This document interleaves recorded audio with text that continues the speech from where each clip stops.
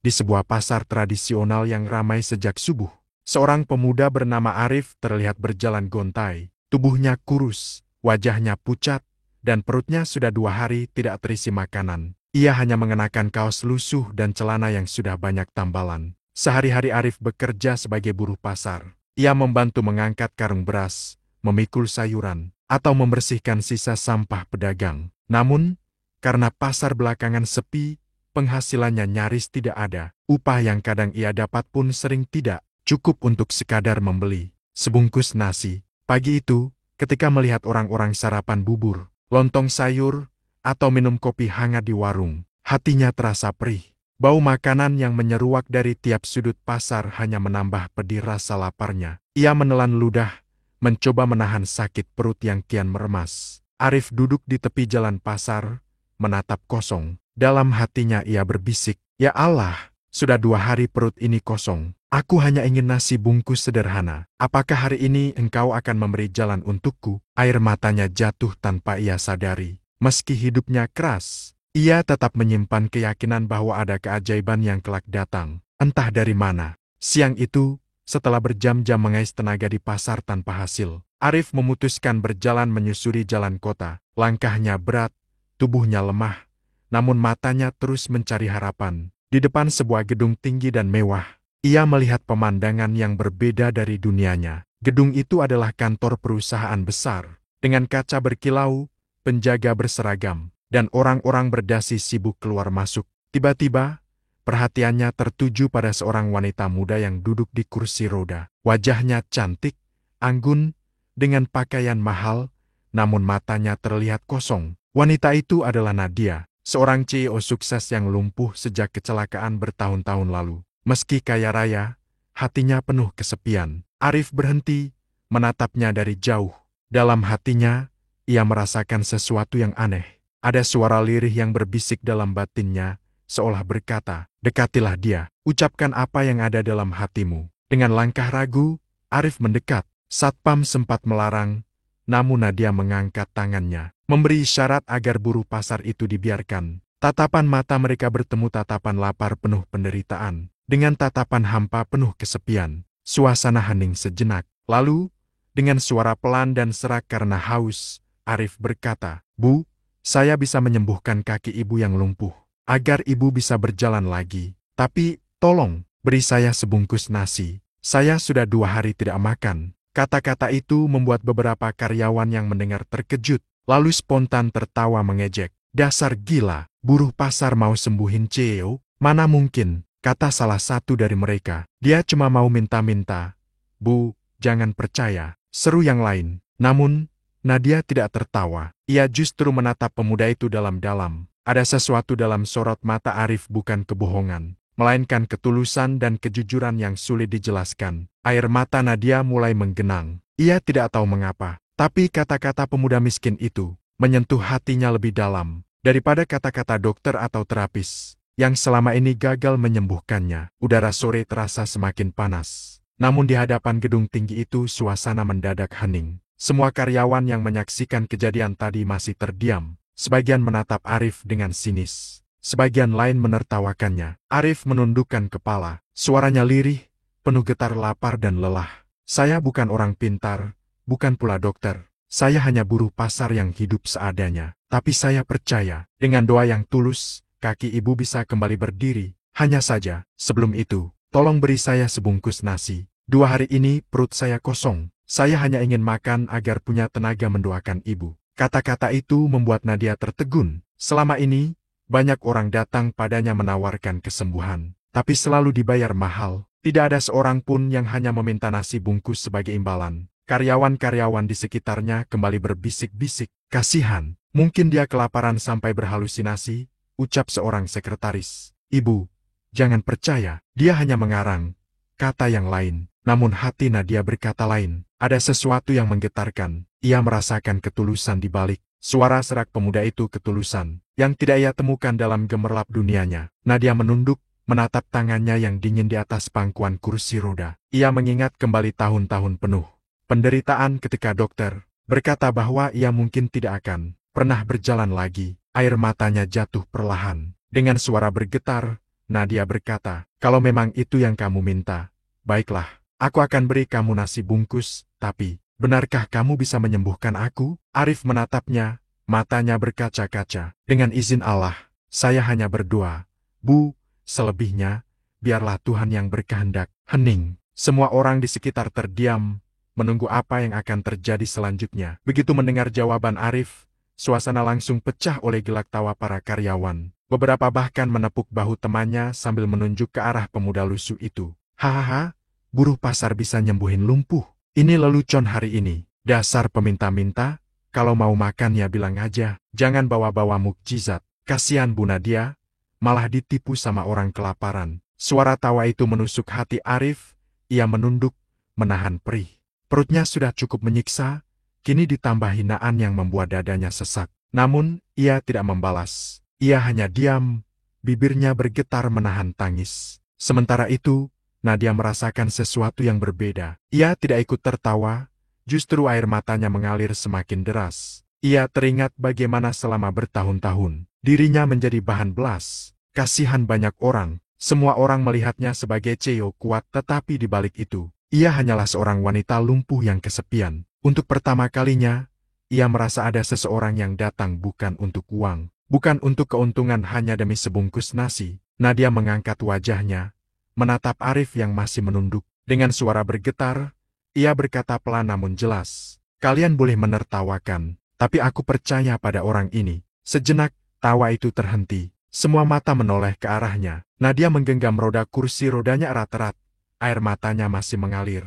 "Aku sudah lama kehilangan harapan. Tapi entah mengapa, kata-katanya membuatku ingin mencoba sekali lagi. Jika aku salah percaya, biarlah salah itu aku tanggung sendiri." Hening menyelimuti halaman gedung itu. Tawa berubah menjadi tatapan bingung. Arif pun akhirnya mengangkat wajahnya. Mata mereka bertemu lagi, dan kali ini, ada cahaya keyakinan di antara air mata. Sore itu, suasana di depan gedung megah benar-benar hening. Orang-orang masih menatap dengan ragu, sebagian mencibir, sebagian penasaran. Arif perlahan mendekati Nadia yang duduk di kursi roda. Tubuhnya gemetar, bukan hanya karena lapar, tapi juga karena ia merasa kecil di hadapan semua orang yang menatapnya. Dengan hati-hati, ia berlutut di depan kursi roda itu. Tangannya yang kasar dan penuh bekas luka, kerja di pasar perlahan menyentuh kaki Nadia, kaki yang sudah bertahun-tahun lumpuh, dingin, kaku, seakan kehilangan kehidupan. Arif menutup mata, air mata jatuh membasahi pipinya. Dengan suara pelan,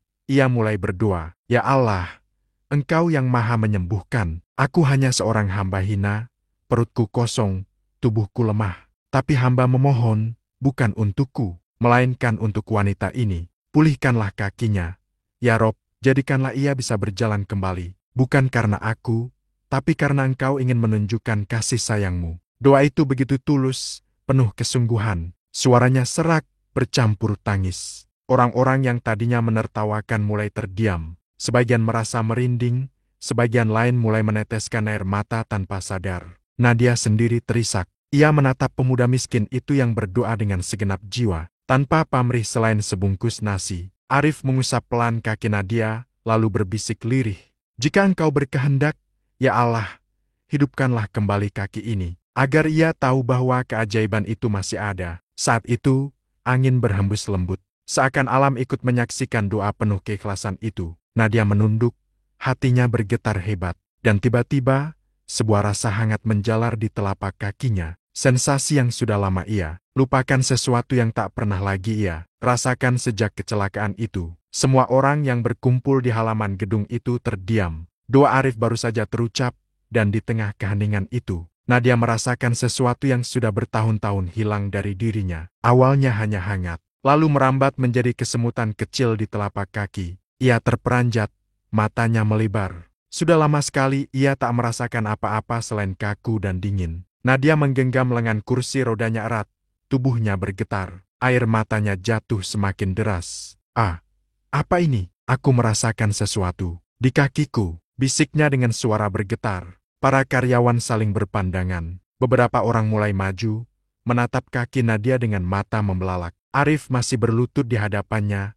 menutup mata, bibirnya komat kamit. Ia tidak sadar bahwa keajaiban sudah mulai terjadi. Tiba-tiba, Jari kaki Nadia bergerak pelan, lalu disusul dengan otot betisnya yang berkedut. Suara teriakan kecil pun terdengar dari salah seorang karyawan.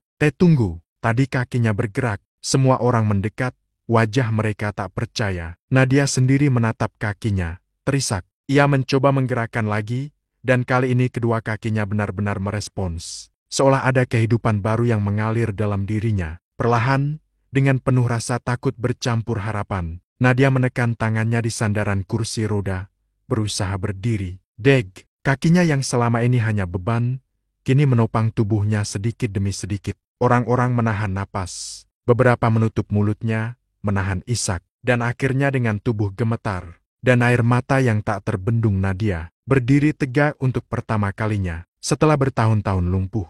Seketika suasana pecah. Ada yang berteriak histeris, ada yang bersujud syukur, ada yang menangis melihat pemandangan itu. Nadia menatap Arif yang masih berlutut. Tubuhnya gemetar, wajahnya pucat karena lapar. Dengan suara penuh haru, ia berbisik, Kau bukan hanya memberiku harapan, kau memberiku hidup kembali. Halaman gedung megah itu berubah menjadi lautan air mata dan teriakan takjub. Para karyawan yang sebelumnya menertawakan Arif kini hanya bisa terdiam. Wajah mereka pucat, sebagian tak berani menatap pemuda lusuh itu. Salah seorang staf yang paling keras menertawakan tadi kini menutup mulutnya. Matanya berkaca-kaca. Aku benar-benar melihatnya. Kaki Bu Nadia bergerak, dia berdiri. Ini nyata. Beberapa karyawan lain langsung menunduk, menyesali ejekan mereka barusan. Ada pula yang langsung bersujud di lantai, mengucap syukur karena menjadi saksi sebuah keajaiban yang mustahil dijelaskan dengan logika. Nadia berdiri dengan tubuh bergetar, air matanya mengalir deras, tangannya menutup wajahnya, tak percaya bahwa ia kembali bisa merasakan tanah di bawah kakinya. Sambil terseduh, ia melangkah satu langkah kecil, lalu langkah kedua, meski pelan dan goyah. Tapi itu adalah langkah yang ia pikir tak akan pernah ia dapatkan lagi. Semua orang bertepuk tangan, namun tepukan itu bercampur tangisan. Beberapa wanita memeluk satu sama lain, sementara para pria menunduk penuh haru. Arif yang masih berlutut menatap pemandangan itu dengan senyum samar. Air matanya jatuh, tapi bukan karena bangga melainkan karena syukur. Ia tahu, bukan dirinya yang berkuasa menyembuhkan, melainkan doa tulus yang Allah kabulkan di tengah kelaparan dan keikhlasannya. Namun di balik rasa haru itu, Arif merasakan perutnya kembali perih. Suara keroncongan membuat tubuhnya makin lemah. Ia menunduk, memegangi perutnya. Nadia yang menyadari hal itu segera menghampirinya. Dengan langkah yang masih goyah namun penuh tekad, ia meraih tangan Arif. Bangunlah, kau yang membuatku bisa berdiri, sekarang biarkan aku yang menolongmu. Para karyawan menatap takjub, bukan hanya karena CEO mereka berjalan kembali, tapi juga karena sikapnya berubah begitu lembut pada seorang buruh pasar miskin yang sebelumnya mereka hina. Suasana benar-benar berubah, dari ejekan menjadi kekaguman, dari tawa menjadi tangisan haru. Nadia yang masih terisak berjalan pelan menuju Arif, tangannya masih gemetar. Tapi ia berhasil berdiri kokoh.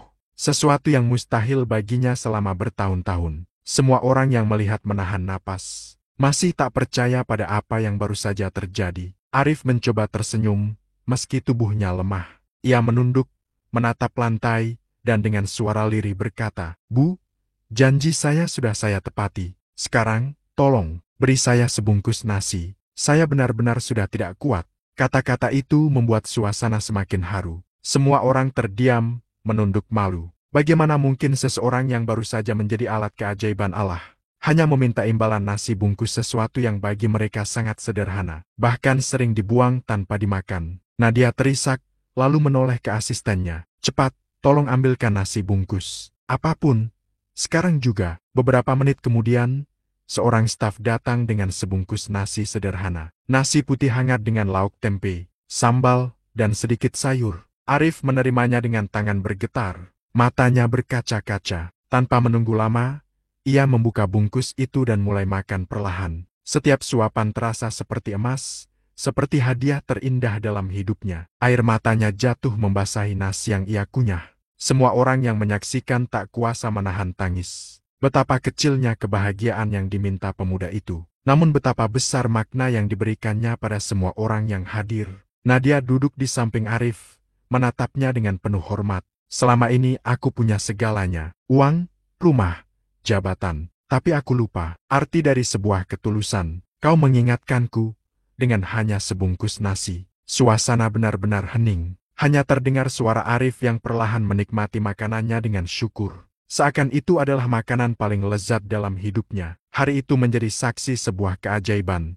Kabar tentang CEO yang bisa berjalan kembali berkat doa seorang buruh pasar miskin menyebar dengan cepat. Dari mulut ke mulut, hingga akhirnya ramai diberitakan. Namun, bagi Arif dan Nadia, yang terpenting bukanlah berita atau sorotan orang, melainkan perubahan hati mereka masing-masing. Arif, setelah menghabiskan sebungkus nasi dengan air mata syukur, merasa beban hidupnya terangkat. Ia tidak lagi merasa sendirian. Ia tahu Allah mendengar doanya. Meski miskin, ia merasa kaya akan rahmat. Sementara Nadia, setiap kali melangkahkan kakinya, ia selalu mengingat wajah Arif yang lusuh dan doa tulusnya yang membuatnya kembali berdiri. Hatinya luluh. Kekayaan dan jabatannya yang dulu terasa hampa kini menemukan makna baru. Beberapa hari setelah kejadian itu, Nadia memanggil Arif ke kantornya. Dengan langkah tegap yang kini bisa ia lakukan tanpa kursi roda, ia berkata dengan mata berkaca-kaca, "Arif, mulai hari ini, kau bukan lagi buruh pasar. Aku ingin kau bekerja di sini, bersamaku. Bukan hanya sebagai karyawan, tapi sebagai saudara. Karena kau telah memberiku sesuatu yang tak bisa dibeli dengan uang, harapan dan kehidupan baru." Arif menunduk, air matanya kembali jatuh. Ia tak pernah membayangkan hidupnya akan berubah secepat ini. Dari seorang pemuda lapar yang hanya berharap sebungkus nasi, kini ia berdiri di sisi seorang wanita kaya yang menganggapnya sebagai keluarga. Para karyawan yang dulu menertawakannya kini menatapnya dengan hormat. Mereka belajar bahwa keajaiban bisa lahir dari tempat paling sederhana, dari hati paling tulus. Dan sejak hari itu, Arif tidak lagi merasakan kelaparan. Ia bukan hanya mendapat pekerjaan layak, tetapi juga sebuah keluarga baru yang menghargainya. Nadia pun menjalani hidup dengan pandangan yang berbeda, lebih rendah hati, lebih peka terhadap penderitaan orang lain, dan lebih bersyukur atas setiap langkah yang kini bisa ia jalani. Di senja yang indah, saat mereka berdiri di depan gedung yang dulu menjadi saksi pertemuan mereka, Arif berbisik pelan dalam hati, "Terima kasih, ya Allah, Engkau tunjukkan padaku bahwa sebungkus nasi sederhana bisa menjadi jalan keajaiban yang mengubah hidup banyak orang."